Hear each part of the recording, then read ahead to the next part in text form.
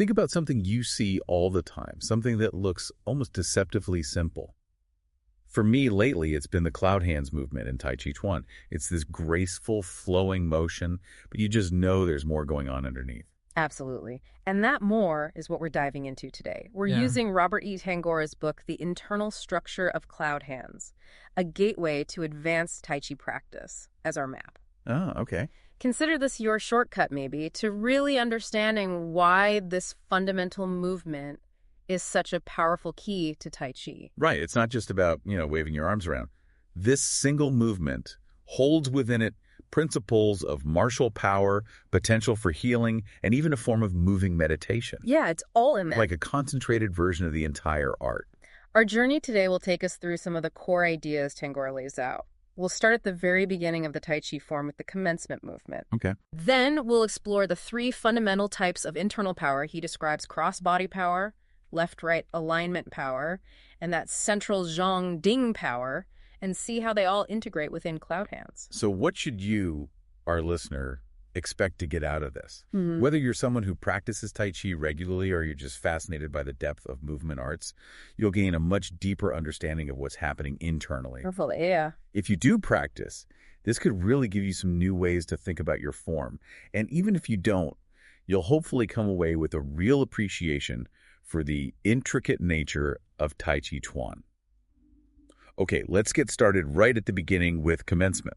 To really understand the internal dynamics of cloud hands, Tangora argues that we need to look back at the very first movement in the Tai Chi form, commencement. Okay. Interestingly, it's also sometimes called separating powers or separating chin. Separating chin, that sounds significant. What does that tell us? It highlights that commencement is about learning to internally differentiate between the four primary chin. Think of chin as different ways of expressing force.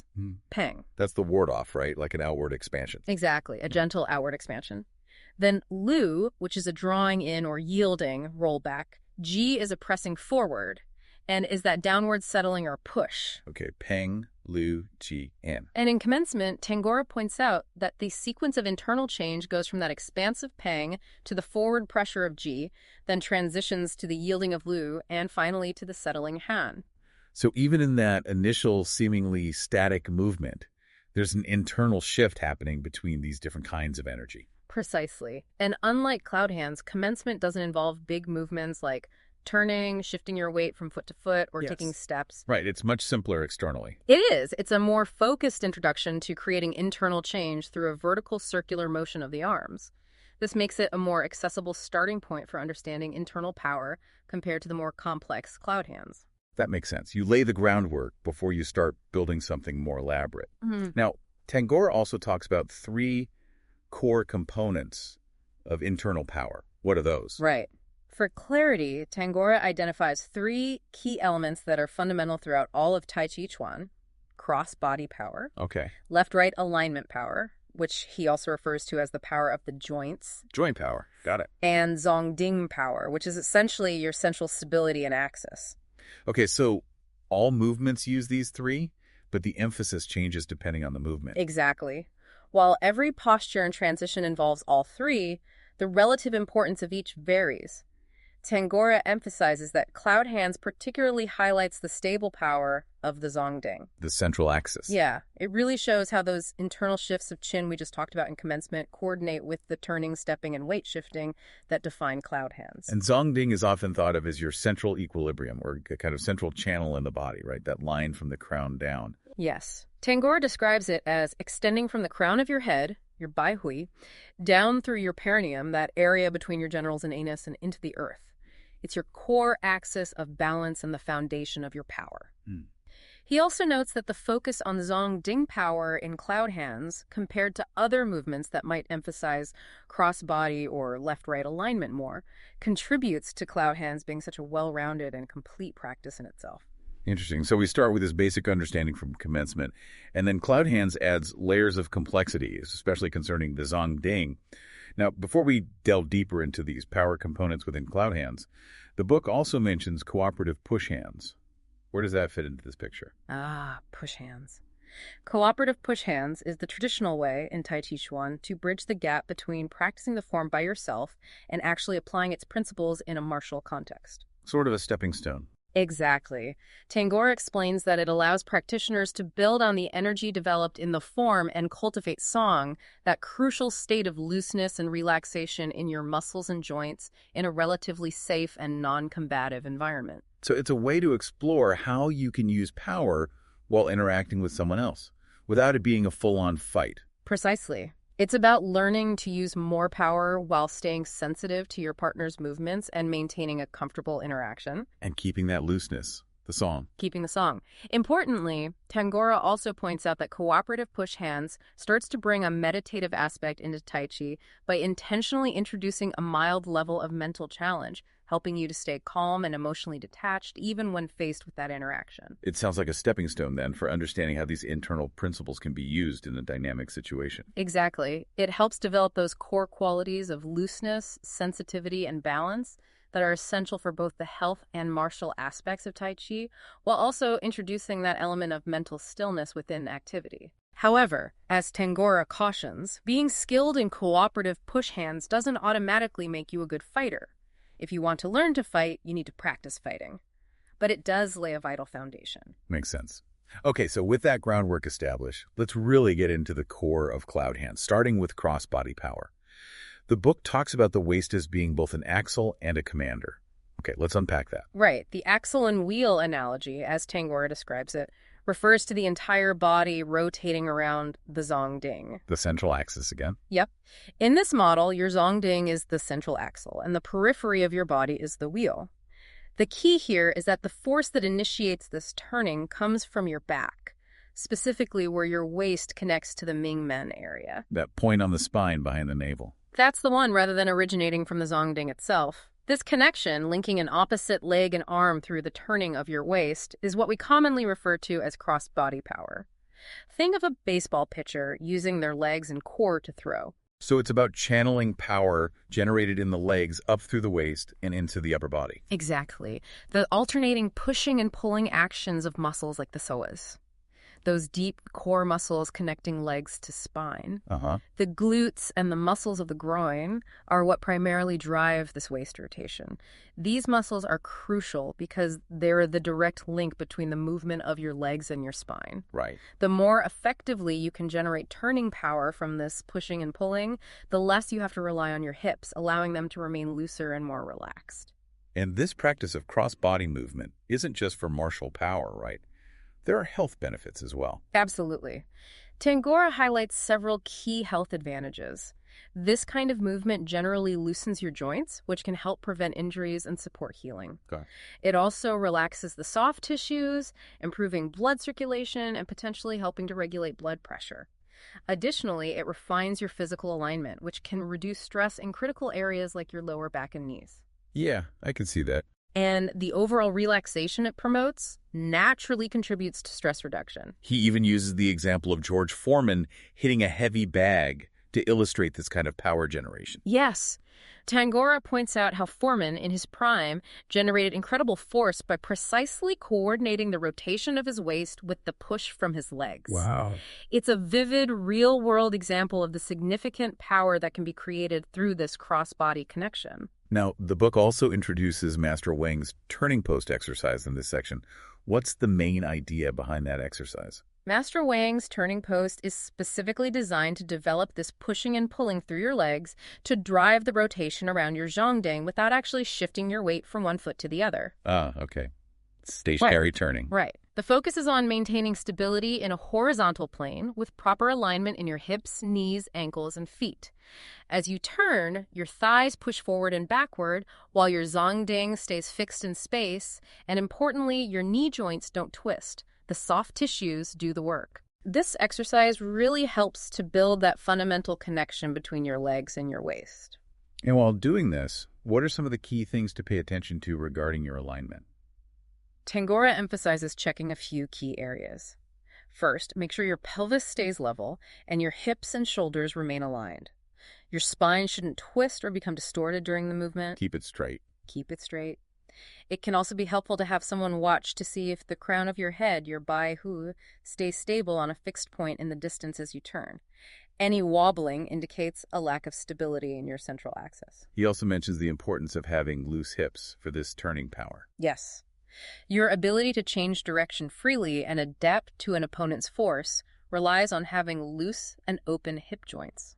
Squatting slightly deeper can help increase this looseness by changing the angle of your thigh bone in the hip socket, which shifts some of the weight bearing from the joint itself to the larger muscles of your buttocks, allowing the hip joint to relax and open more.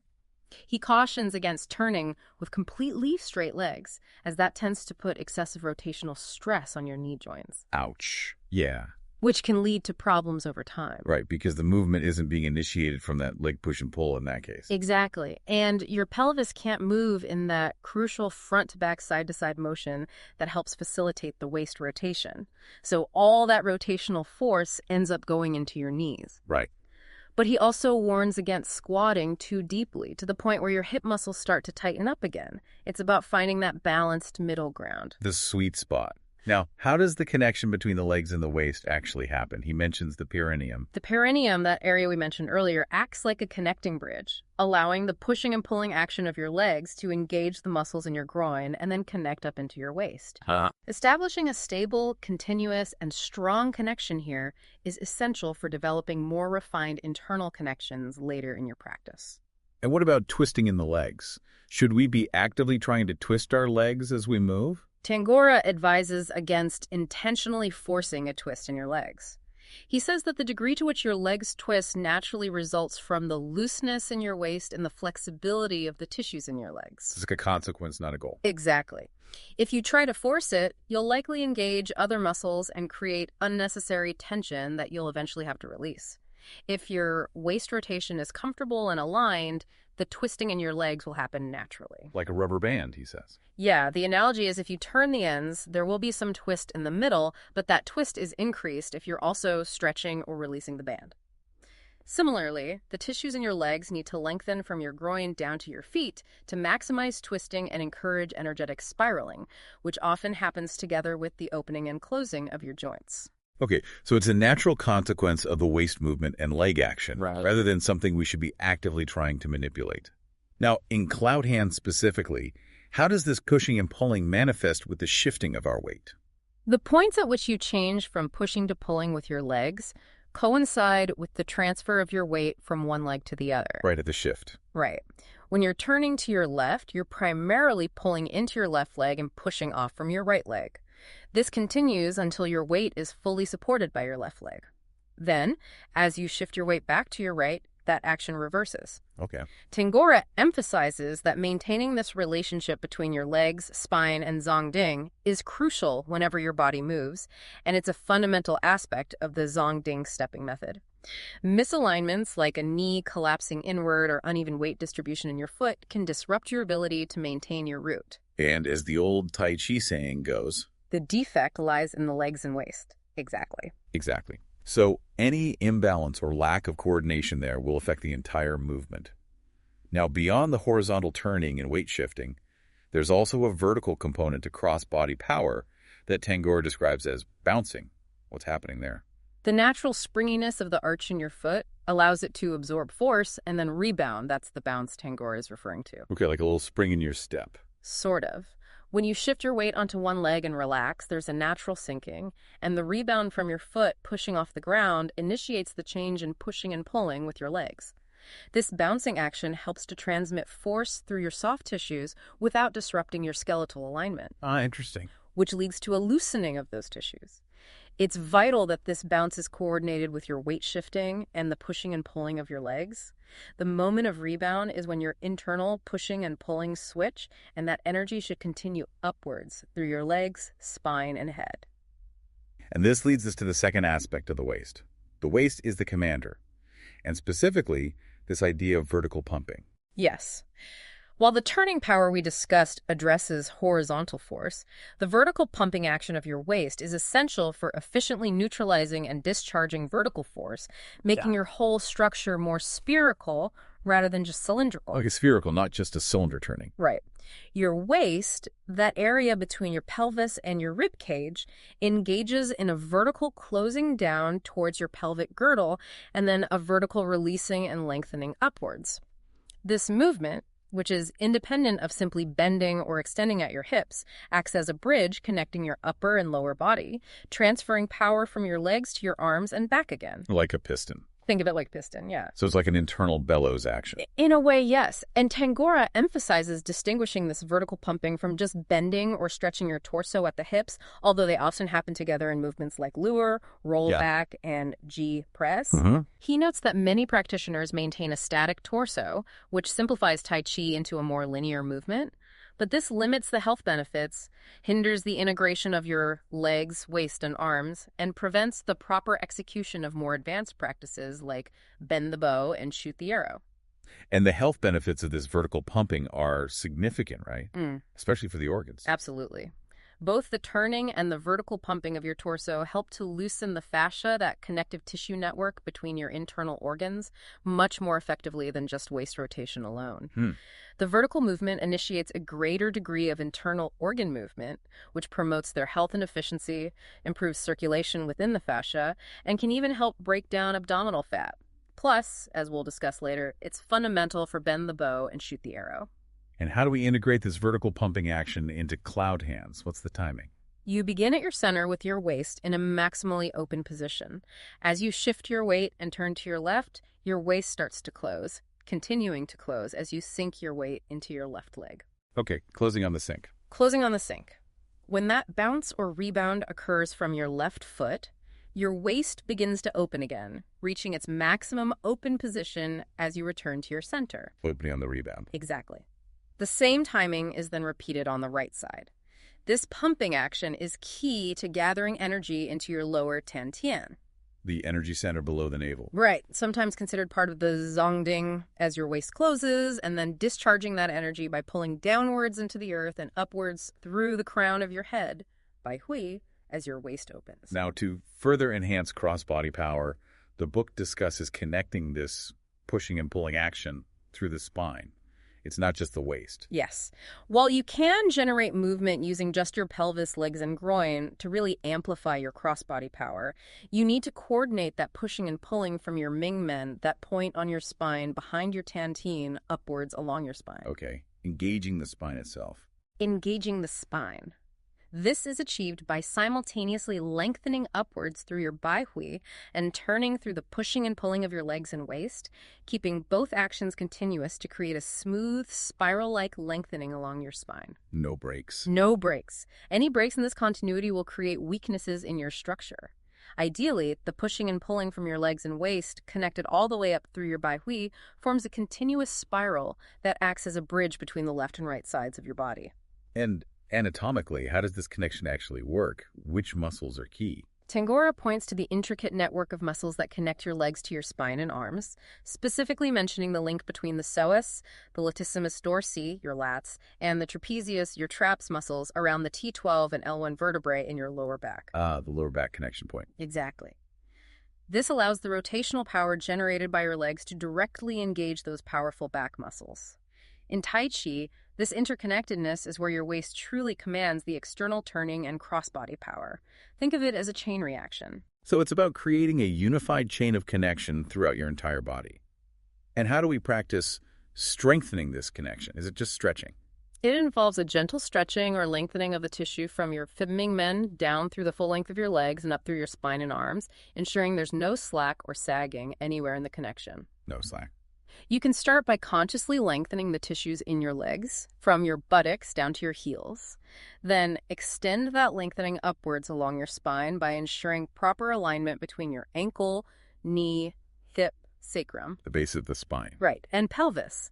He emphasizes the importance of the pelvis having some lateral movement away from the sacrum and coccyx, the tailbone, as rigidity in those joints restricts efficient force transfer. So looseness there is key. Crucial.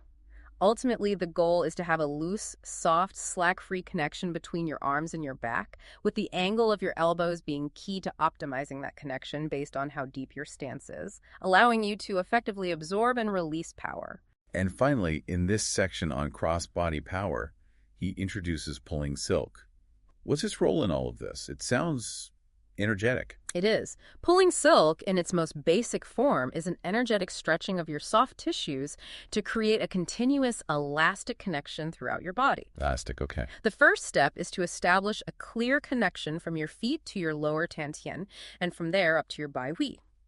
Then you consciously extend your awareness to these 5 points, the crown of your head, your palms, and the soles of your feet, and energetically pull outwards as far as you can while maintaining that sense of connection. That's the outward pulling silk. Right.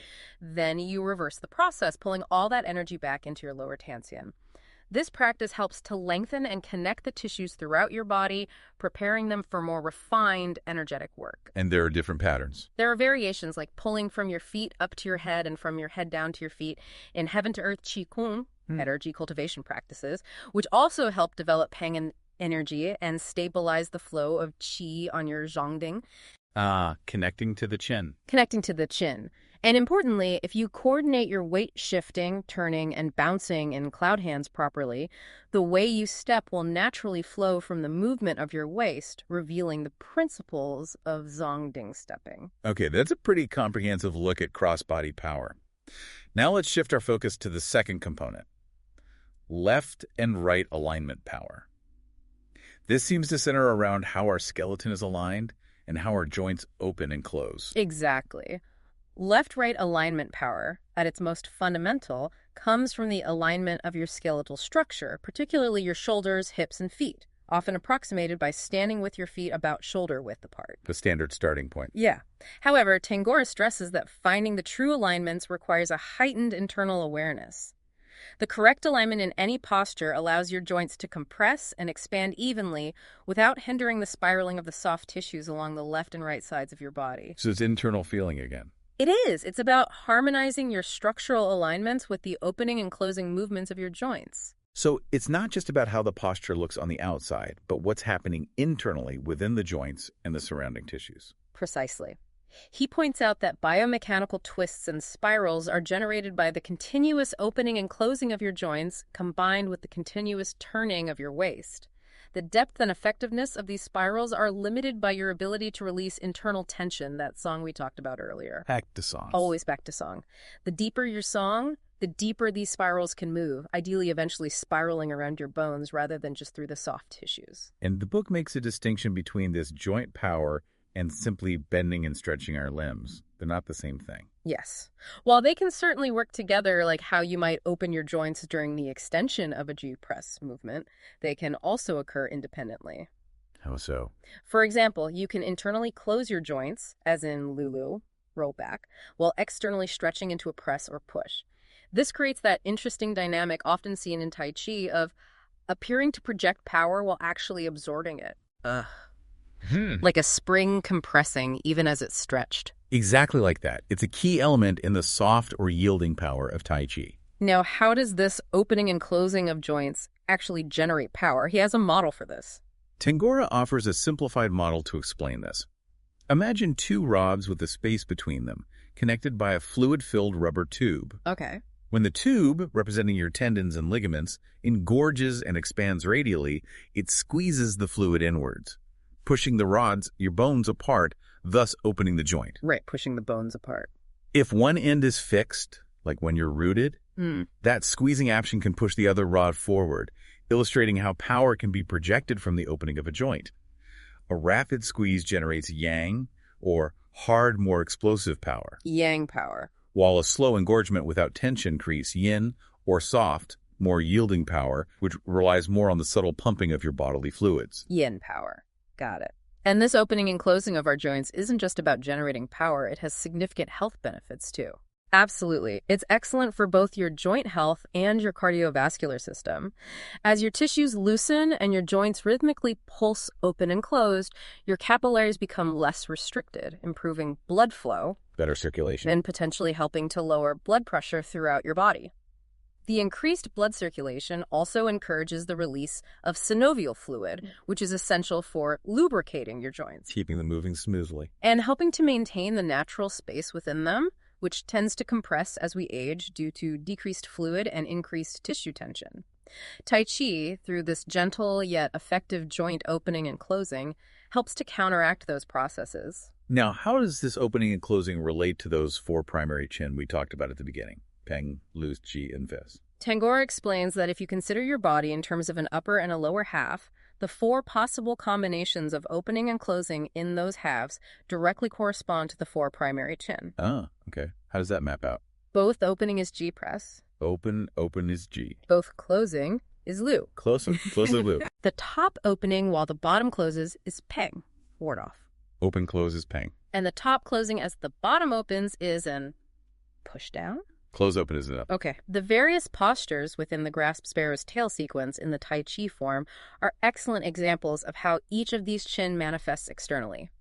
While you can certainly perform a posture with a different internal chin, it's generally most effective and powerful when the internal chin aligns with the external expression of the posture. Makes sense. Like performing the Peng posture with Peng chin.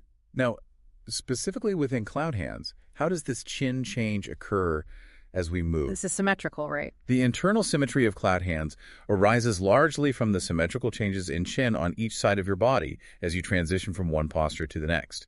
To really isolate this, Tangora suggests practicing the movement without shifting your weight initially, just focusing on the circular motion of one arm. Just the arm circle. Right.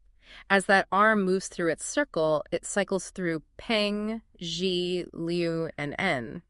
Interestingly, when one arm is expressing Peng, the other is typically expressing En, and when one is in Liu, the other is in Ji, and vice versa. So they're always in a kind of complementary opposite pairing. And how does this pattern of chin change relate to the upper and lower parts of the body? Is it different? It is. When your weight is primarily on one leg and you're facing forward, the chin in your upper body on either your left or right side will change from an open state to a closed state as you move through the cloud hand sequence. Upper body goes open to close. Open to close. However, when your weight is on one leg and your body is oriented more sideways, the chin in your lower body and legs on that weighted side will change from a closed state to an open state. Lower body goes close to open, opposite. Exactly. When these happen together, the cycles of chin in your arms and legs on the left and right sides end up being about 180 degrees out of phase with each other. That's almost like a mirrored or opposite action happening simultaneously in different parts of the body. Exactly. And Tangora emphasizes that these circular changes in chin within cloud hands provide a fundamental model for how internal change can occur in any circular pattern within Tai Chi, regardless of how large or small the circle is. So it's a template. It's a template. A more advanced practitioner can even manifest these chin changes in very small, localized movements independently of the larger overall motion. But this requires having a pervasive state of Peng throughout the entire body, as Peng is the primary chin from which all refined manipulations ultimately arise. Always back to Peng. Now, when we bring the weight shifting back into the cloud hands movement, how do these chin changes coordinate with that shift? Okay. When you begin facing forward with your weight on one leg, let's say your left, and your other foot is about shoulder width apart, both of your hands will be near your center line. The weighted left side will be in a state of Peng. Bottom closed, top open. Right. And the unweighted right side will be in an... Top closed, bottom open. Correct. The moment when your weight is in the center during the transition is a key point for internal change. As you turn and sink your weight into your left leg, your left side transitions from Peng to Liu, both closing. Left goes Peng to Liu. And your right side changes from Anu to Ji, both opening. Right goes into Ji. These chin are maintained until you shift your weight back towards the center. The change back happens with that natural rebound or bounce that occurs through your left foot. Ah, the bounce triggers the change back. Yes. This precise timing is crucial for unifying the power generated from your left and right sides with the cross-body power we discussed earlier. The pattern then continues in a mirrored fashion as you shift your weight to your right leg. So it's a constant flowing interplay of opening and closing, pushing and pulling with the legs, and that subtle bounce, all happening in sync with these specific chin changes. Precisely. And it all converges at that central point during the weight shift, timed with the rebound, contributing to a unified expression of power throughout the entire movement. Okay, we've taken a good look at both cross-body power and left-right alignment power. Now comes the seemingly most subtle of the three, harmonizing them. How do we effectively bring these two types of power together? Right. The ultimate goal in internal martial arts practice is to generate the maximum amount of power at a very specific point in space and time. Maximum power. It's a Yeah. specific point. Yeah. Harmonizing cross-body power and left-right alignment power means bringing them together at the point where you're applying force without them interfering with each other or working against one another. No conflict. No conflict. This requires very careful and subtle adjustments in your alignment, starting with maintaining unbroken continuity in your 4 points, roughly your 2 hips and your 2 shoulders. If these are misaligned, the left-right power will only align correctly sporadically, and the cross-body power won't be fully effective. And the book uses the brush knee posture as an example for practicing this harmonization. Yes. In the brush knee posture, where one leg is forward, if a partner applies force to your striking palm, the aim is to bring the crossbody power originating from your forward leg into that palm and unite it with the joint power on that same side of your body. Merging them at the palm. Merging them at the palm. As you move into the posture, you need to be mindful that the crossbody stretching doesn't overextend and break the correct alignment of the joints on that side. The joints should compress evenly as your partner pushes. And what other aspects of alignment are crucial to check during this process of harmonization? The spine. Tangora highlights your spine as another key area to monitor. Neither the stretching involved in crossbody power nor the compression of your joints should cause any imbalance or twisting in your spine. Keep the spine neutral. Neutral. Minor imbalances can sometimes be compensated for by using your opposite arm for counterbalancing. He specifically mentions the role of the downward anchoring palm in the brush knee posture as providing a counter stretch that allows more power to reach the striking palm without destabilizing your spine. The other hand helps balance. Exactly. Finally, maintaining your balance on your Zhong is absolutely essential. Any wobbling or feeling of disconnection in your Zhong during this merging of forces is a strong indicator of a misalignment and likely a twisting in your spine. You simply can't have a stable Zhong if your spine is imbalanced. Now, beyond just bringing these two types of power together, there's also the concept of generating left-right twisting and spirals. What's the purpose of that? Is it just fancy? Not just fancy, no. Generating spirals in your movement makes your power less predictable for an opponent and also offers significant benefits for your health. Okay, less predictable power and health. Ideally, the twisting movement of your physical body and the spiraling of your chi, your vital energy, should be in complete harmony.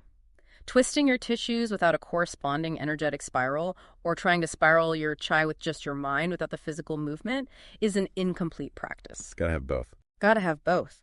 While there are anatomical limits to how much you can physically twist, spiraling your chi with only your intention won't effectively move your body.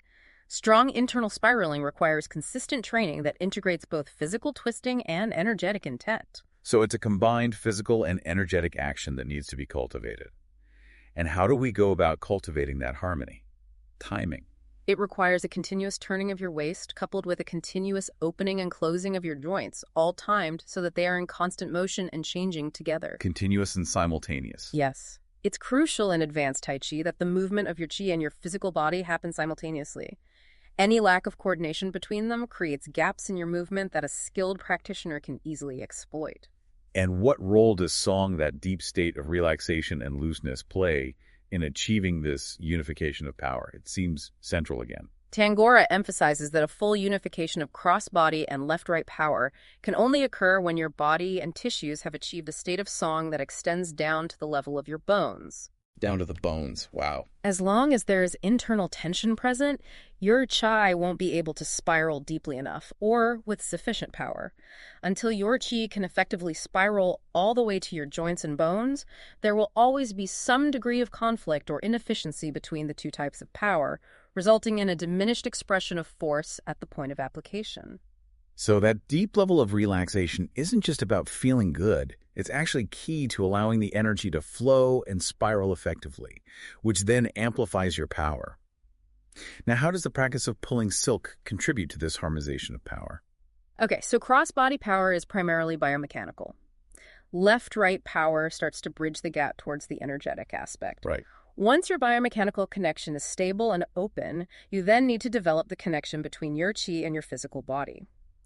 After your lengthening and the articulation of your joints are stable, you can enhance the lengthening of your tissues by intentionally directing and pulling your chi from those 5 points we discussed earlier: head, hands, feet. Using intention to pull the chi. Right. Pulling silk initially stimulates the flow of qi through the more superficial tissues, and with consistent practice, it works its way deeper. Tangora makes it clear that actually loosening the tissues achieving song, not just mentally imagining the movement of qi, is what allows for this deeper flow of energy. You have to feel it, not just think it. Exactly. This soft ringing process happens naturally as the loosened tissues begin to wrap more closely around your bones. You need that kinesthetic awareness, that feeling of movement within your body, not just a mental image, to truly train your body to follow your qi. And the specific patterns of pulling silk practice themselves relate to the chin changes we see in cloud hands and push hands. You mentioned the pairings earlier. Yes. In cloud hands and push hands, the chin of peng, outward expansion, and in downward settling are paired together, as are Ji, forward press, and Lu, drawing in. Penguin and Giglio. Right. When you execute these chin changes in the movements, you simultaneously perform corresponding pulling silk actions. For Peng and Juli, you engage in pulls from heaven to earth and from earth to heaven simultaneously. Vertical pulls. Vertical pulls. For Ji and Lu, you pull from your center outwards to the periphery and back again. Horizontal pulls. Horizontal center periphery pulls. This simultaneous pulling action, combined with the turning and shifting of your body, generates a double helix spiraling motion along your Zhong Ding. Double helix along the central axis. Okay, we've explored the three components of internal power, both individually and how they harmonize. Now, the book delves into a concept called bend the bow and shoot the arrow. This sounds like a crucial practice for really unlocking the full health benefits of Tai Chi. It is indeed. Tangora explains that the most profound health benefits of Tai Chi arise from separating yin and yang qi at a very fundamental level within the body. Separating yin and yang qi. That sounds deep. It is. There are internal obstacles to achieving this, and bend the bow and shoot the arrow primarily addresses the first one, integrating the energy of your spine with the energy of your Zhong Ding. Spine and Zhong Ding integration. What's the second obstacle? The second obstacle, which involves separating the fluids and soft tissues from your Zhong Ding, fascia, and bones, is something we'll touch on later with rolling ball cloud hands. But the spine Zhong Ding integration also has the effect of harmonizing your yang qi with your nervous system. And the phrase itself, bend the bow and shoot the arrow, is a metaphor for how the body gathers and then projects power or energy, like drawing and releasing a bow. Exactly. While the vertical pumping of your waist that we discussed earlier helps connect your upper and lower body, integrating the practice of bend the bow and shoot the arrow into your Tai Chi form and cloud hands provides a much more complete and powerful connection that runs through your spine. More powerful than just the waist pump. Much more.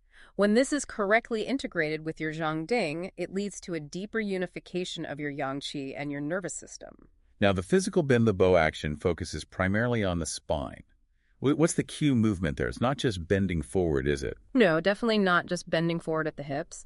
The physical bend the bow mainly involves the spine, although more advanced practice incorporates your legs and arms as well. That's the 5 bows. The 5 bows, okay. The crucial point is to think of your spine as a unified whole and avoid isolating movement in just one part.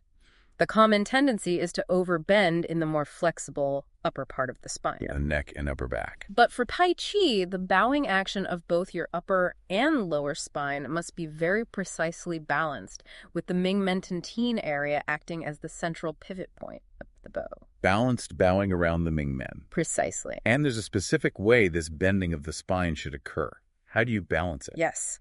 When you're bending the bow during cloud hands or any turning movement, the push and pull generated by your legs must be balanced along the entire length of your spine to prevent any distortion or kinking. The main focus should be on bending the lower part of your spine from the Ming-Men area downwards and forwards. Lower spine bends forward. While the upper part of your spine, from the Ming-Men upwards to the base of your skull, is balanced by the Bai Hui, crown of your head, moving forwards from the Ming-Men only as far as the tip of your coccyx, your tailbone, extends forward from your Ming-Men. It's a very subtle and coordinated movement. Wow, that sounds very precise. Okay, and then shoot the arrow is the release of that tension, the straightening of the spine. Exactly. To shoot the arrow, you simultaneously initiate a gentle upward pull from your Bai Hui and a downward pull from the tip of your coccyx. Pulling apart from head and tailbone. Yes. In a more advanced practice, this pulling action can extend from the Bai Hui upwards and from the bubbling wells on the soles of your feet downwards. The pulling action should aim to straighten your entire spine evenly and simultaneously, avoiding any leading with one part of the spine. No kinks. No kinks. That would create imbalances and diminish both the power and the health benefits of the practice. Tangora strongly advises learning this practice from a qualified instructor due to the potential for injury if it's not done correctly. Good warning. And the benefits of practicing this correctly are quite significant. Absolutely numerous. It promotes the balancing and lengthening of the tissues surrounding your spine, releases pressure on your intervertebral discs, facilitates the smooth pulsing of your cerebrospinal fluid, CSF flow. Interesting. and importantly, it opens the pathway for a deeper separation of yin and yang qi within your spine by removing any constrictions or blockages. In terms of martial arts, it allows for a more complete and effective absorption and discharge of an opponent's force.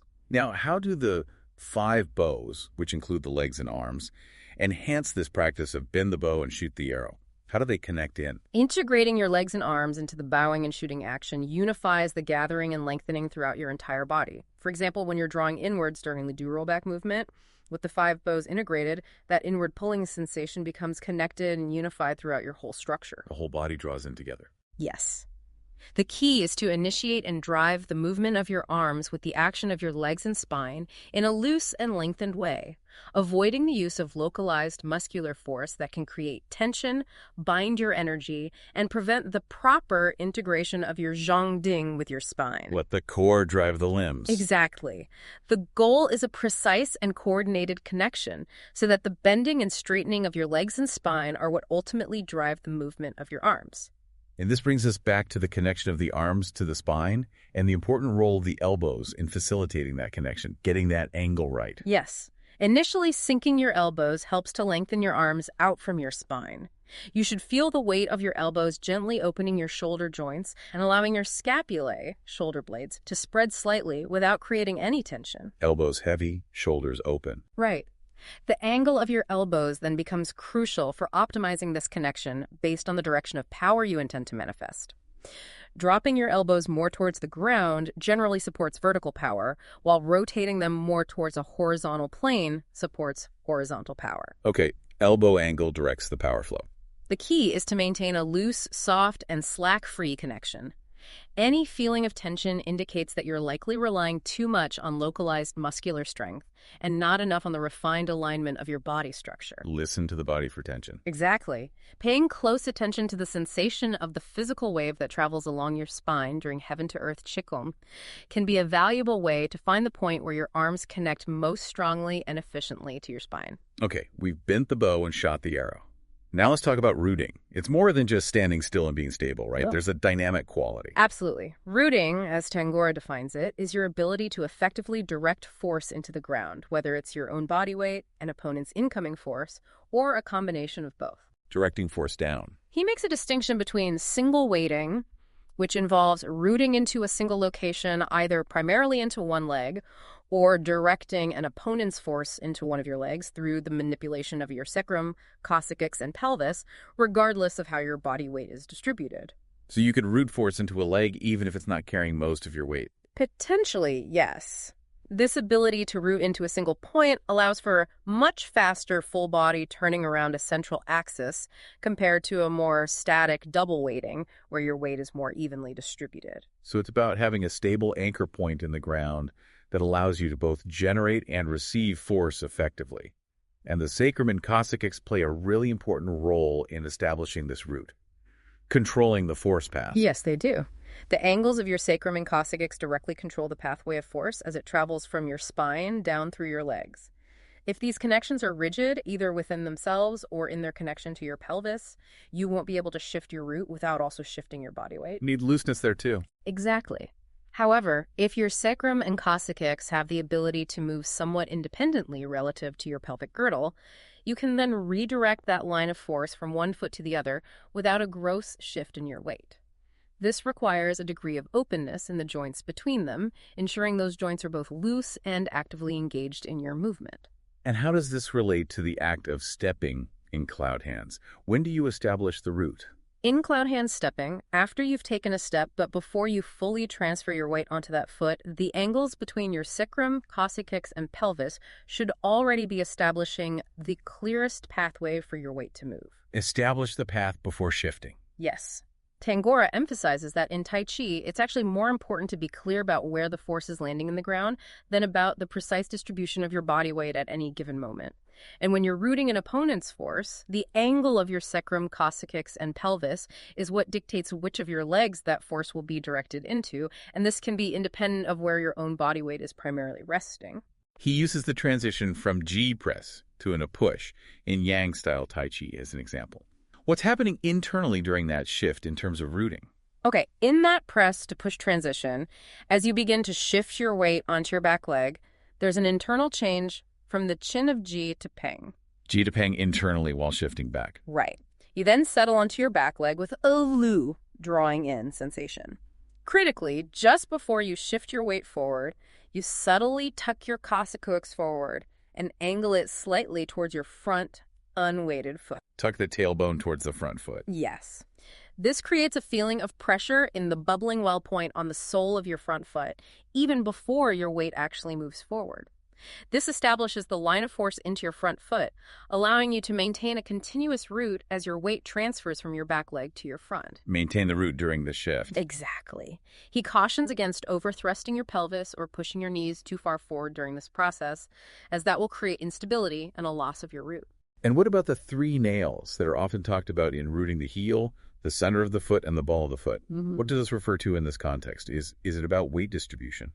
Not weight distribution, no. The 3 nails, heel, center, and ball of your foot, refer to the direction of your internal pressure or your root, which is controlled by the angle of your sacrum, coccyx, and pelvis. The direction of pressure, not the weight itself. Correct. They don't refer to physically shifting your body weight within your foot. Ideally, your body weight should remain balanced uniformly across your entire foot.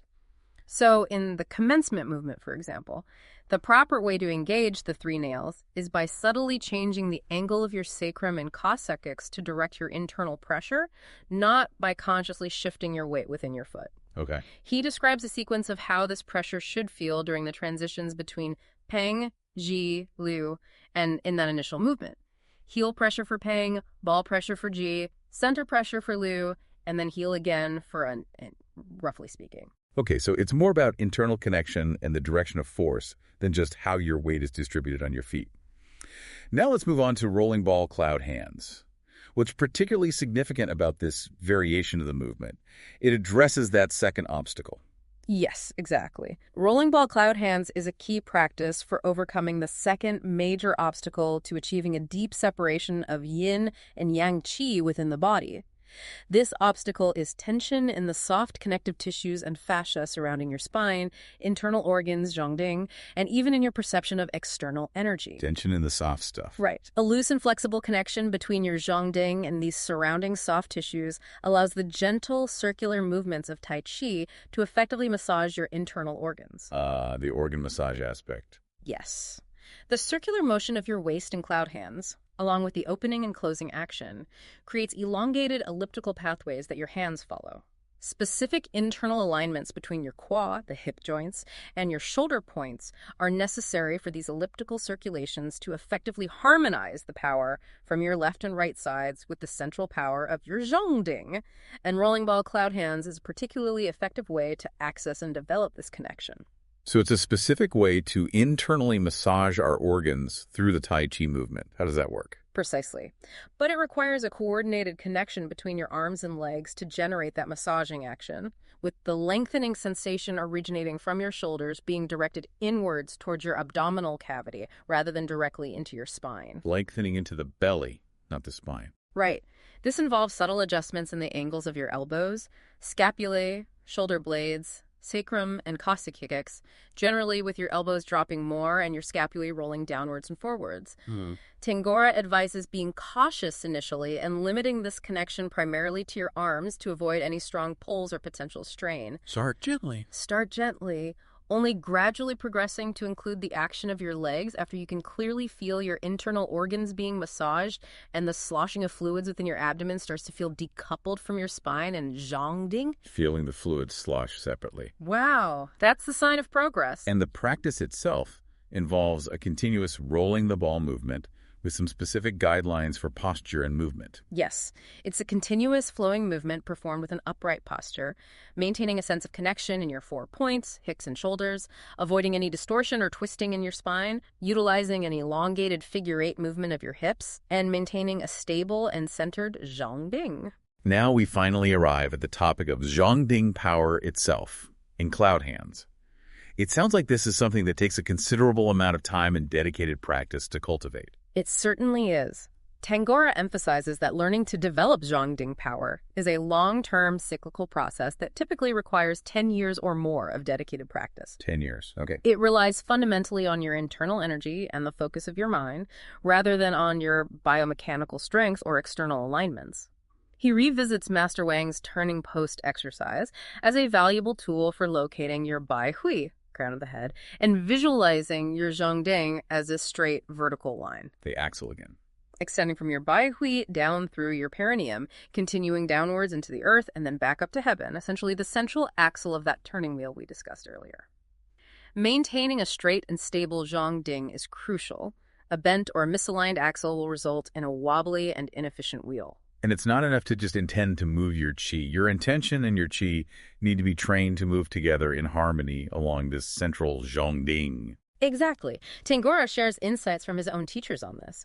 Master TikTok spoke about the concept of many minds, meaning holding your awareness in multiple places simultaneously. Many minds. Master Francis highlighted the idea of the primary chin as specific flows of qi along the zhongding, and Master Wang focused on consciously moving your awareness along the zhongding in precise coordination with the flow of your chin, using the movements of the Tai Chi form as a way to embody and illustrate this internal process. Moving awareness with the chin flow on the zhongding. Oh. Okay. Now, how does the alignment of your spine, your lower dantian, your zhongding fit into all of this deeper energetic work, getting them all lined up? Right. With your bai hui, crown of the head, and perineum aligned, which helps to stabilize your zhongding, your lower dantian initially tends to sit slightly forward of this central axis. Lower dantian is naturally a bit forward. Yeah.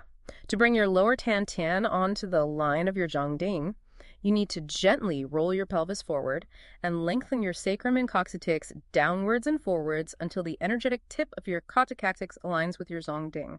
Roll pelvis, lengthen tailbone down and forward. Subtly, yes. Tangora cautions against excessively tucking your pelvis, especially if it hasn't yet developed sufficient looseness from your sacrum and coccyx, as this over-tucking can misalign your femur bones in your hip sockets, potentially affecting the alignment of your knees and feet and restricting your ability to root effectively. Need that sacral looseness first. Crucial. This precise alignment of your bai hai, lower dantian, and coccyx along the zhongding corresponds with the completion of the shoot the arrow action we talked about earlier, with your spine remaining under a degree of gentle tension. And starting from this aligned state, how do we then bend the bow in relation to this zhongding? Is it different? It is different. Bending the bow from this aligned position involves drawing your coccyx and your bai hui upwards and downwards along the line of your zhongding towards your lower dantian. Drawing head and tail towards the dantian along the axis. Yes. This creates a less pronounced physical bending of your torso compared to simply bending forward at your hips, but it concentrates the force and energy much deeper within your spine, initiating a connection and beginning to unify the energy of your spine and your zhongding. Deeper, more focused bend. Deeper, more focused. However, achieving full unification requires a complete separation of yin and yang qi within your body. And then shoot the arrow is the return to that neutral aligned position along the zhongding, straightening the bowstring again. Yes, it's the simultaneous and even pulling action from your bai hui upwards along your zhongding and from your coccyx downwards along your zhongding back to that neutral, vertically aligned position, much like straightening the string of a drawn bow. The speed at which you can effectively discharge energy from this state depends on how quickly and evenly you can straighten your spine. An imbalanced shoot the arrow action will result in a loss of power and structural integrity. Balance is key. Always. When your zhongding, bai hui, coccyx, and lower dantian are all connected and aligned in this way, the energy of your spine can then connect to the top and bottom points of your zhongding, bringing these two central energetic structures of your body into a state of balanced interplay. Any imbalance in one will be reflected in the other. They mirror each other. They do. Your spine needs to be able to bend and release evenly to prevent your Zhongding from buckling or becoming misaligned, and the flow of Qi should be smooth and uninterrupted between them. And as this practice deepens over time, what changes occur in the nature of the Zhongding and the flow of energy within it? It gets thinner and smarter. Yes, as Master Wang described it. As your spine becomes more loose and flexible, and your qi flows deeper within your body, the Zhongding becomes more refined and responsive. When your qi penetrates into the depths of your bones, the qi within your spine reaches your spinal cord, and your Zhongding, which is considered more yang in nature, and your spine, which governs your nervous system, begin to unify at an energetic level. Zhongding and nervous system unify. Wow. At this more advanced stage, shoot the arrow transforms into an advanced practice of pulling silk, drawing qi not just through your tissues but through your spine, your Zhongding, and even your bone marrow. Pulling silk through the marrow. Yes. Tangora also describes the practice of sticking your qi to your spine, which involves consciously extending your energetic awareness backwards from each joint of your spine, eventually connecting your baihui and your coccyx with a continuous line of qi, forming a third energetic point for both discharging and absorbing force, further reinforcing the energetic connection within your spine. Extending qi behind the spine. During the bend the bow action, you extend this qi. During shoot the arrow, you draw it back in, further integrating your spinal energy with both external energy and your physical mechanics. Now, how do those internal elliptical movements from rolling ball cloud hands eventually connect with this deeper Zhongding practice in regular cloud hands, moving from belly to axis? Okay, yes. After you've diligently practiced rolling ball cloud hands to the point where your internal organs and fluids feel distinctly loosened from your spine and the connection through your abdomen rolls smoothly and independently. That fluid sloshing point. Right. You can then begin to incorporate that same internal sensation into your regular Tai Chi cloud hands practice and eventually into the entire Tai Chi form. The key is to gradually shift your focus from connecting your arms primarily to your abdominal cavity back to connecting them more directly to your spine in the regular cloud hands movement once that deep organ looseness has been achieved. Shift connection from belly back to spine. When this happens, those elliptical pathways that were initially connected to your qua, hip joints, and shoulder points will start to generate double helix spiraling movements along your spine. But this sounds like a very delicate process that needs to be approached with a great deal of care and patience, bringing spirals into the spine. Absolutely. Tangora strongly advises being extremely mindful and patient when you begin to bring these elliptical movements into your spine. If at any point you feel any uneven pulls, discomfort, or disruption of your balance, you must immediately stop and return your focus to the abdominal cavity and continue working on further loosening the tissues with both rolling ball cloud hands and the bend of the bow shoot the arrow practices. Don't force it. Go back if needed. Definitely. Successfully bringing these internal ellipses into your spine without creating any disruption is a crucial step in preparing to unify your left-right alignment power and your spinal power with the central energy of your Zhongding. We've heard the term many times throughout this deep dive song.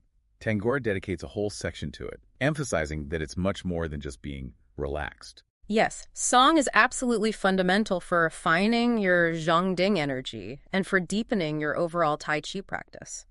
Tangora explains that the English word relaxed only captures a small part of its true meaning. So what is it? Song is best understood as a synthesis of several interconnected concepts. Relaxed, meaning minimal unnecessary muscular force, which prevents constriction of blood vessels and nerves. Okay, relaxed. Loose, implying a state of free and unrestricted movement between all the different parts of your body. Sigh. Full, where each part of your body feels alive, responsive, and capable of change. Loose. And connected, where all these parts influence each other at an energetic level. Connected. Relaxed, loose, full, connected. Got it. That's all. So it's a very holistic state of being within the movement, encompassing physical, energetic, and even mental aspects. What are some of the tangible benefits of achieving a deeper state of song? Achieving a deeper song leads to numerous benefits. Physically, it results in less constricted blood vessels and capillaries, which improve circulation. It also releases tension in your nervous system, promoting deeper mental relaxation. Better flow, less tension. Energetically, it allows for more refined physical and energetic alignments because you have to balance and move with much greater precision when unnecessary tension is absent. A good example of this is the release of your sacrum and coccyx from your pelvis that occurs when your entire spine achieves a state of balance and looseness. That sacral release again. Exactly. Tangora emphasizes that Tai Chi's focus on loosening the hips and waist is crucial because those connections are what primarily control the release and alignment of your spine, not just the head and upper spine. Looseness comes from the center out. You can have a relatively loose head and upper spine, but still be holding significant tension in your lower spine and pelvis. True, complete looseness requires that release between your pelvis and spine, which in turn necessitates the release of your head and upper spine. This echoes the classic Tai Chi principle of looking for the defect in the legs and waist. And as you deepen your experience of song, how does that affect your movement and your internal awareness during practice? Does it feel different? With deeper song, you'll find that you can move with significantly less muscular strength and with a greater sense of freedom and fluidity. Your mind becomes less reactive to external stimuli and more internally focused, leading to greater mental fluidity. Less effort, more flow, less reactivity. Yes. Tangora points out that a lack of song is ultimately the biggest restriction on your potential to deepen both your physical practice and your internal awareness. He uses the analogy of practicing pulling silk in just the superficial layers of your skin versus being able to do it within the deeper layers of your fascia to illustrate how limited song restricts deeper energetic work. Can't pull silk deep without song. Right. The flow of qi requires a state of song. It's not something you can just imagine into being. He also highlights the ongoing challenge of maintaining song even when faced with adversity, whether it's physical discomfort, emotional challenges, or energetic disturbances, and emphasizes that developing physical song is a fundamental prerequisite for accessing those more subtle energetic levels. Physical song comes first. Now, how does Master Wang's turning post exercise relate to developing this quality of song? We mentioned it for cross-body power. While standing meditation practices can certainly help develop stability around your center, Master Wang's turning post is particularly valuable for cultivating looseness, specifically around your Zhong. Looseness around the axis. Yes. Tangora reminds us that true Tai Chi needs a balance of strength, stability, and looseness to maximize internal power. To fully achieve the separation of yin and yang qi, you need to be able to gather all of your perceived strength into your zhongding while simultaneously releasing all unnecessary tension throughout the rest of your body. Gather strength, release tension. Simultaneously. The turning motion of the exercise specifically challenges the stability of your zhongding, making it a key practice for developing this crucial balance of strength and looseness. And as your song deepens, what are some of the internal sensations you might begin to experience within your body, that sloshing and drumming? As your zhongding becomes more refined and begins to decouple from the looser tissues and fluids surrounding it, you might start to feel the sensation of your yin qi gently sloshing within your abdomen. The yin sloshing. And your yang qi resonating with a subtle drumming sensation, as described in classical Tai Chi texts. The yang drumming. You continue the process of gathering your energy into the zhongding while progressively releasing tension in the surrounding tissues until a clear sense of separation between these yin and yang qi arises along the axis of your zhongding. This fundamental separation forms the bedrock for more advanced development of zhongding power and for accessing the more profound health benefits of Tai Chi. And the waist, being the commander of movement, also plays a significant role in this process of cultivating song, beyond just turning. Absolutely. You can train your ability to rotate your zhongding slightly faster than your surrounding yin-qi can follow, using your yi, your focused intention, to lead the movement. Rotate the axis faster than the fluid. Yes, which further encourages that internal sloshing sensation and trains your qi to respond more directly to your mental intent. This process of developing internal song helps to open up the finer energetic interconnections throughout your entire body and energy field. Okay. That practice of rolling ball cloud hands, again, is invaluable here for loosening the internal organs and tissues from your zhongding without causing any disruption to the alignment of your spine and zhongding, which is a necessary prerequisite for their eventual unification and the separation of yin and yang qi. And that second meaning of waist is the commander. Right. Tangora also points out a second meaning. The circular movements of your waist should lead the movement of the rest of your body, with subtle rotations originating from your lower tian acting as a central director for your internal energy, as these microconnections throughout your body and energy field open up through song, Microconnections open up. allowing for a spherical expansion of qi from your lower tian, the extent of which is governed by the upward and downward extension of your zhongding.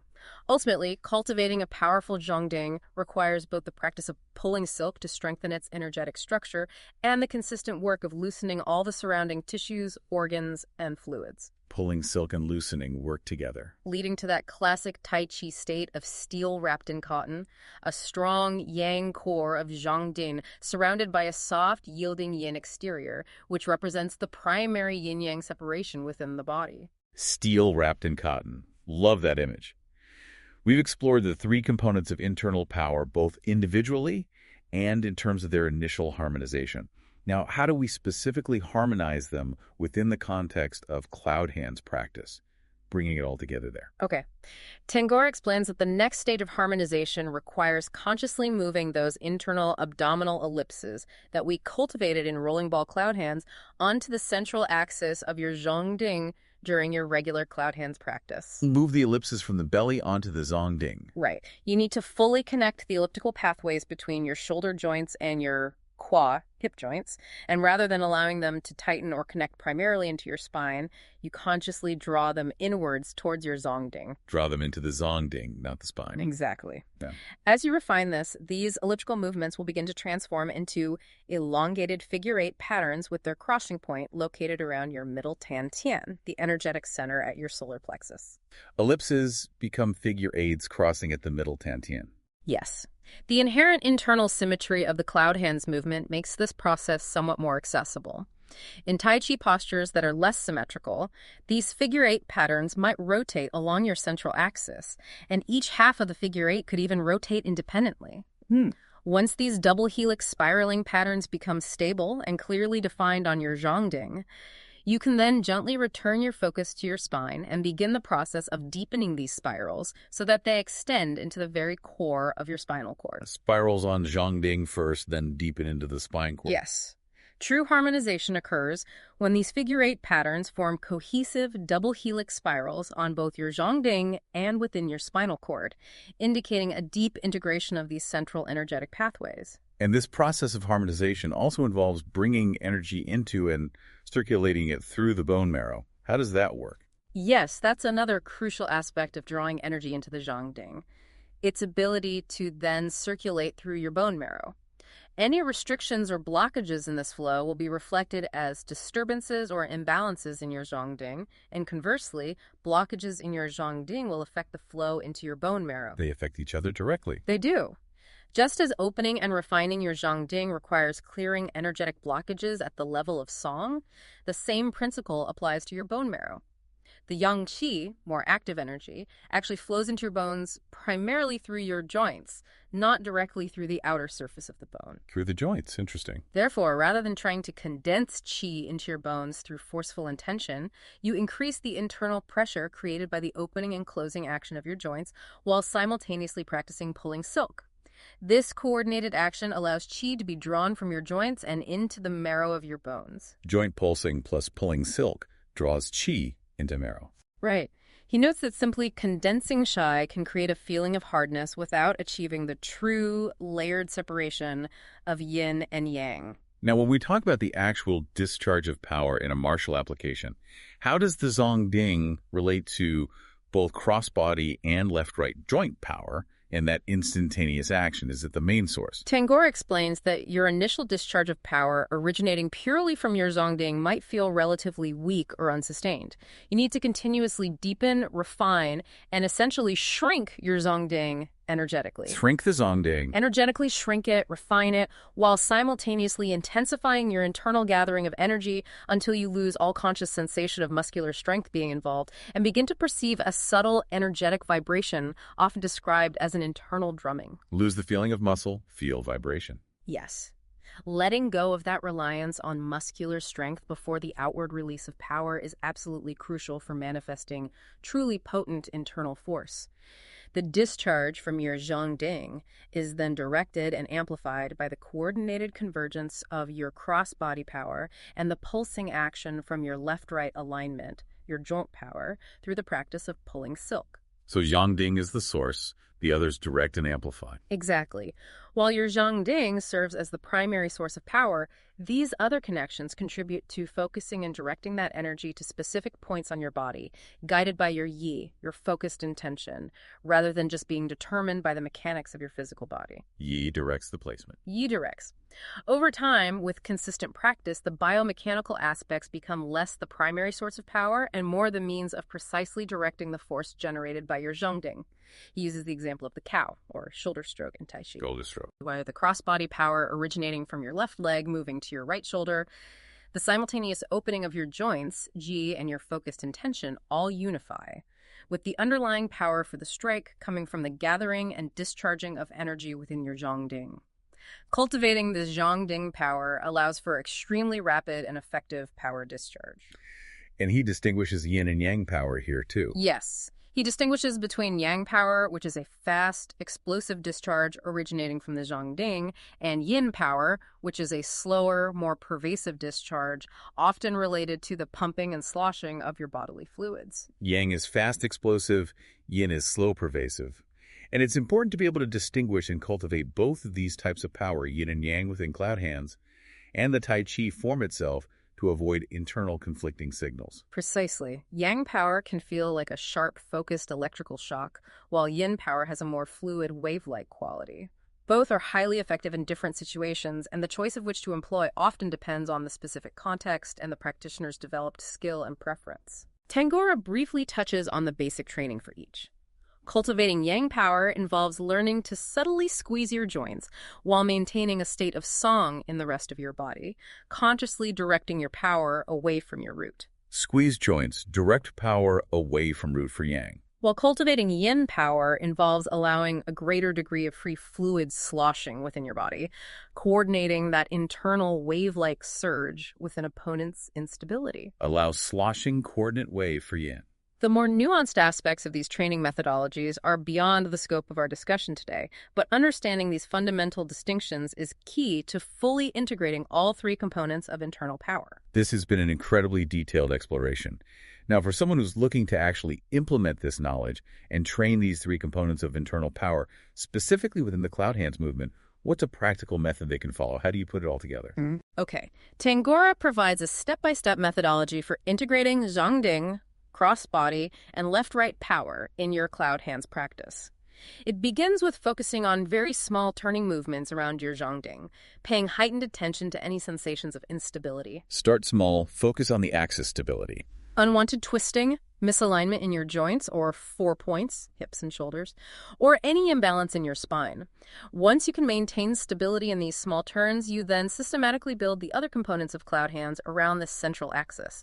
Gradually add the weight shifting and the figure 8 arm movements, focusing intently on maintaining balance in your hips. Add weight shift, arms, keep hips balanced. Next, integrate the subtle weight bouncing action from your feet, the vertical pumping of your waist, and the cross-body twisting motion, all while ensuring that you don't disrupt your spinal alignment, your awareness of your Zhongding, or your overall stability. Layer and bounce, pump, twist without losing stability. Right. Use your conscious awareness within your Zhongding as the primary organizer for your external movements, gradually integrating the changes in chin throughout the sequence. Let Zhongding awareness organize it all. Then, perform the complete Cloud Hands movement without allowing your awareness of your Zhongbing to be disrupted at any point. Once you can do this smoothly, you can gradually increase the range of your turning, the degree of opening and closing in your joints, and the extent of your weight shifts. Increase range slowly, maintaining awareness. If at any point your awareness of your Zhongding feels scattered or lost, you should reduce the size and complexity of your movements until that central awareness becomes stable again. If you lose it, scale back. Exactly. Finally, once your biomechanical movements feel smooth and fully integrated, you can begin the process of training your movements to be primarily driven by your yi, your focused intention. It sounds like a very mindful and gradual process that emphasizes internal awareness as the guiding principle. And he brings back some of those classic Tai Chi principles at the end of this section, doesn't he? About Yi, Ji, Li. Yes. He reiterates the fundamental principle that yi, your mind intent, leads your qi, your vital energy, and your qi in turn leads your li, your physical body and the force it can generate. Yi leads qi, qi leads li. The ultimate goal in any application of Tai Chi is to minimize any gaps or separations between these three aspects. Gaps can exist in your physical movement, in your responsiveness to external forces, in the flow of your qi, and in the clarity and focus of your yi. Minimize the gaps. He emphasizes that more skilled martial artists are those who have learned to minimize these gaps on all levels. To begin this process of minimizing gaps, you first need to harmonize the center to periphery pumping action of your body with the center to periphery pumping of your qi. Harmonize body and qi pumping. Much like in the center to periphery qigong practice, where energy extends from your lower tin to your extremities and then returns. Allow the expansive peng energy to lightly fill and carry your body and the contracting lu energy to drop back in, maintaining a continuous awareness throughout the full cycle of expansion and contraction. Feel the whole cycle. Any gaps in your internal awareness will be reflected as disturbances in your Zhong Ding. When this Peng Lu pumping action feels full and seamless, then you can begin to modify your external movements to harmonize with this internal pumping. Change the body to match the qi. Crucially, yes. The principle here is to adjust your physical body to match the flow of your qi and not the other way around. Your movements should be coordinated with the full extension of your qi beyond the boundaries of your physical form. And breathing, how does that fit in? He also points out that this methodology applies to your breathing patterns. While in general Tai Chi practice, you often don't focus on specific breathing rhythms to avoid your opponent being able to read your intentions through your breath. Right. Don't want to telegraph. Specific breathing exercises can be used to develop certain internal functions, for example, inhaling on opening movements to encourage expanding energy, or using reverse breathing to compress qi into your joints for bone strengthening. However, your breath should always feel comfortable and natural. Comfort is key. You should adjust the pace of your form to maintain comfortable breathing, rather than forcing your breath to match the movements. Equally important is the understanding of the heaven-earth and earth-heaven flow of energy, as seen in earth to heaven qigong. Recognize the corresponding postures and transitions within your Tai Chi form that embody these vertical energy flows. Different styles emphasize different flows. Yeah, Tangora notes that Yang-style Tai Chi tends to be about 80% center periphery energy flow and 20% heaven-earth, while Wu style is often the opposite. Interesting difference. Ultimately, a fundamental aspect of advanced practice is achieving the simultaneous change of both your qi and your physical body. For example, in a G-press movement, as your energy expands from your center outwards to your periphery, extending beyond your baihui upwards and down your zheng ding and spherically outwards, your physical lengthening must reach its full extent at the exact same moment that your qi extension reaches its limit and begins to change direction. Body and qi hit their limit together. Exactly. Any discordance between these creates gaps in your power. Finally, he cautions against using excessive mental effort or force to try to move your yi, your qi, or your physical body, as this inevitably creates tension and constricts the flow of qi, hindering the very harmonization you are trying to achieve. Don't force it with the mind either. Right. This is a common pitfall when practitioners rely too heavily on imagination to achieve energetic results. The mental effort itself can create tension that inhibits the desired experience of Yi-Qi-Li harmonization. Finally, the book concludes with a section titled, Moving Your Mind on Your Zhong Ding. This sounds like it's about shifting the focus of your awareness from the physical movements to the internal energetic landscape. Deeper still. Exactly. In advanced Tai Chi practice, your primary awareness gradually shifts from a focus on the external physical movements to the subtle internal movements of energy and qi, which significantly increases your capacity to both experience and strengthen your Zhong Ding. Awareness shifts inward. Tangora revisits the Zhong Ding gathering exercise, emphasizing that its effectiveness depends entirely on where you direct your mind and your conscious awareness, rather than on making any specific physical adjustments. As your awareness becomes comfortable residing within your Zhong Ding, this central axis becomes your primary frame of reference for all movement and practice. Zhong Ding becomes the reference point. Yes. You learn to perceive external energy, whether it's physical force, emotional energy, or even more subtle psychic influences from the perspective of your Zhong Ding, rather than focusing on the opponent's physical location or actions.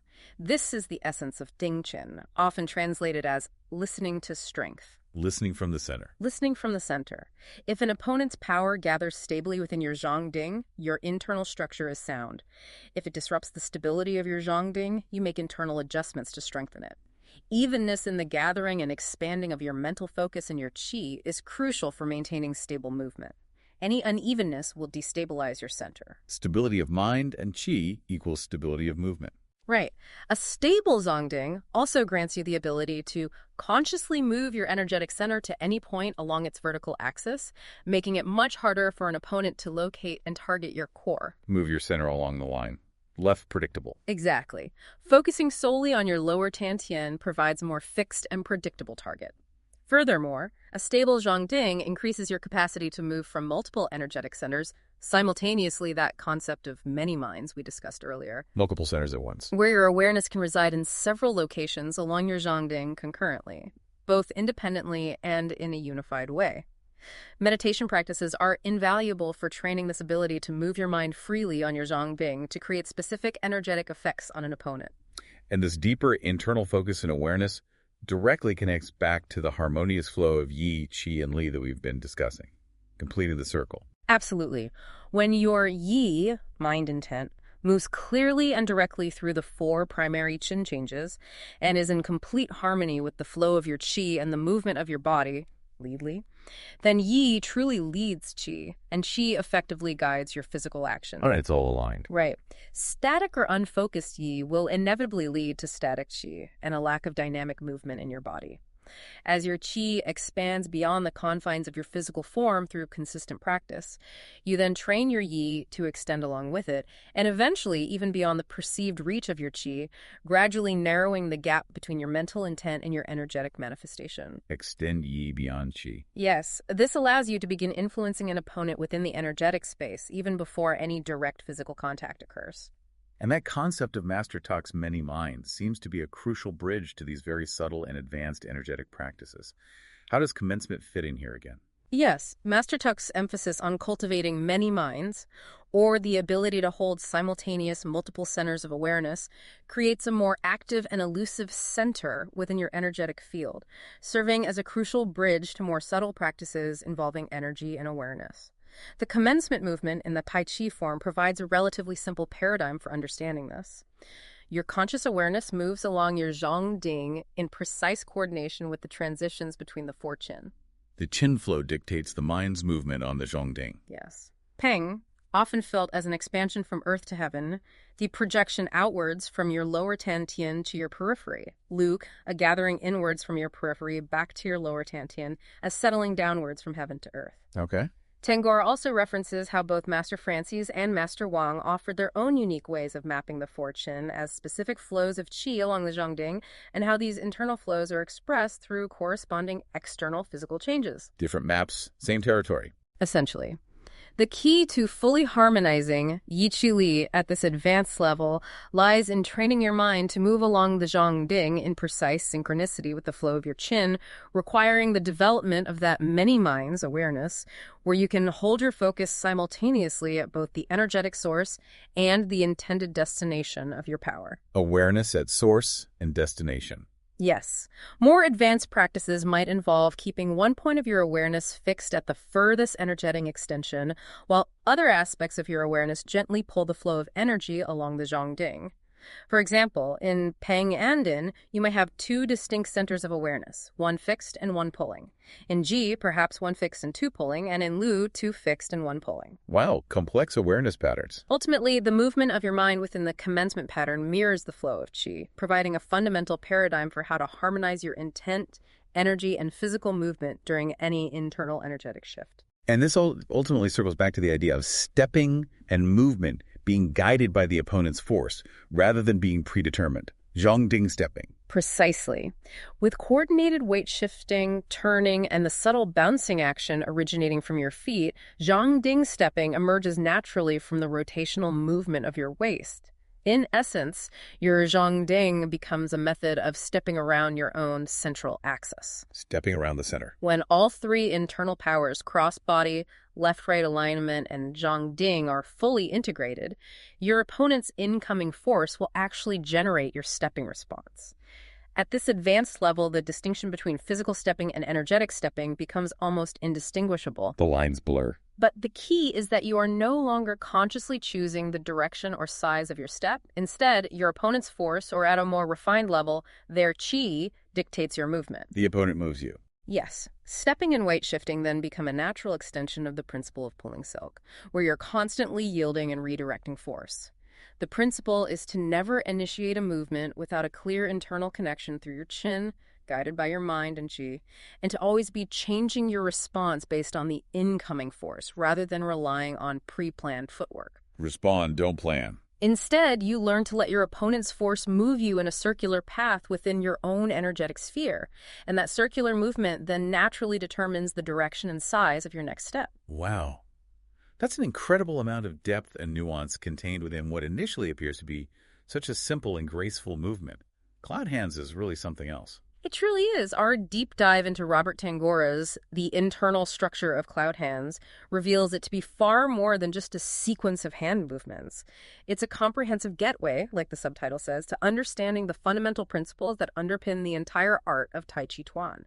Absolutely. We've seen how cloud hands encompasses everything from the generation of internal power through those three key components, cross-body, left-right, and Zhong Ding, to the profound health benefits derived from joint opening, spinal alignment, and even internal organ massage, and then extending into those deeper meditative aspects of consciously moving your mind and energy within your body. And it all ultimately comes back to those interconnected concepts. The four fundamental chin, the absolutely crucial role of song in allowing energy to flow freely and powerfully. And forget song. Never forget song. Okay. The central stability and generative power of the Zhongding, and finally, the guiding intelligence of your yi, your focused intention that orchestrates the movement of your qi and, consequently, your entire being. It can certainly feel like a lot of information to absorb, but hopefully this deep dive has provided you, our listener, with some valuable insights into the many nuanced layers of this ancient and profound art. Maybe some things to chew on. Indeed. And while these principles may seem complex at first glance, they ultimately offer a remarkably profound understanding of human movement, the flow of energy within the body, and the cultivation of overall well-being that can be truly transformative with dedicated practice. So for our final thought today, consider this. How might the principle of yielding to external force, that concept of Dingqin we discussed, and allowing an opponent's energy to guide your steps, be applicable in other areas of your life, far beyond the practice of the Tai Chi form? Perhaps reflecting on the delicate balance between our own internal structure, our core, and our ability to be responsive and adaptable to the forces at play in the external world around us.